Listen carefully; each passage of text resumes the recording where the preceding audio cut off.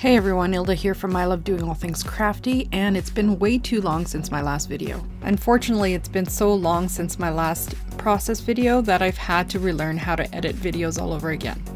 My card today features a bunch of products from Ink on 3 that I've mixed and matched to come up with this fun, interactive shaker Easter card. So here are all the Ink on 3 products I used in this video. The Easter sentiment that comes from the Bunny Hug set, the 2 small flowers that come from the Magical Unicorn set,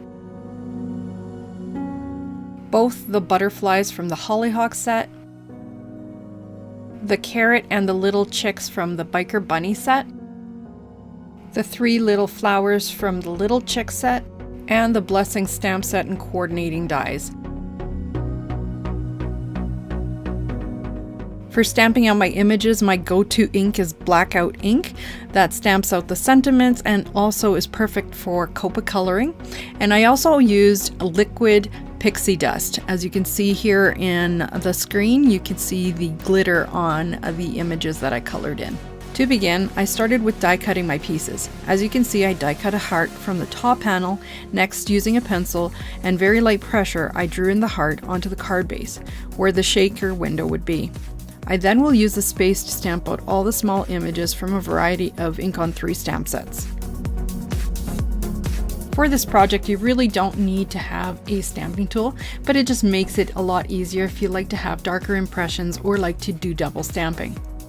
To fill any of the empty spaces on the heart, I just wipe down the stamps and then reposition them again on the paper, and then pick them up with the Misty Door and restamp again, double stamping every time.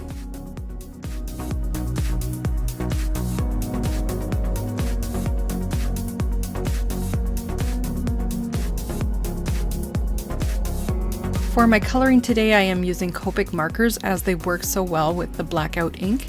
This ink is definitely my go-to ink for alcohol marker coloring, as it dries almost instantly and it never bleeds unless it's been stamped 3 or 4 times. I do leave it dry a little longer, but once it's set, it does not bleed at all. The other thing about the ink that I love so much is that it does not stain my stamps. Every time I have an ink stain my stamps, I almost feel like crying because it feels like my stamps have been ruined, and I know they're not. I know it's just loved, but for some reason it still bothers me. So as you can see, my coloring is not all that complicated. I'm just using a pastel Easter kind of color palette, and the most I use is 2 colors on the larger images. Now I'm just going to add a little sparkle to all my images by painting on a layer of liquid pixie dust. You can also pre-fill a water brush with liquid pixie dust and apply it that way, but I find I have a little more control using a paintbrush. As you can see, I ran the top panel through the die cut machine to add the scalloped edge, and now I'm just going to add my acetate sheet to the back of the card panel, where I will add the foam tape to create the well for the shaker bits.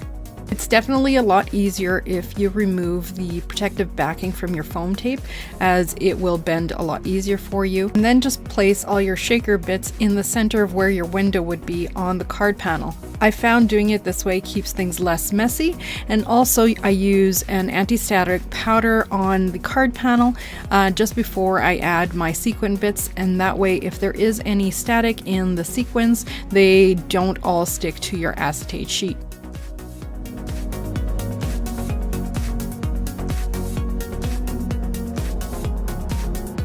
And thankfully I'm smart enough to use a positioning tool, because if I did this freehand I would have cried, as I don't get a great first impression.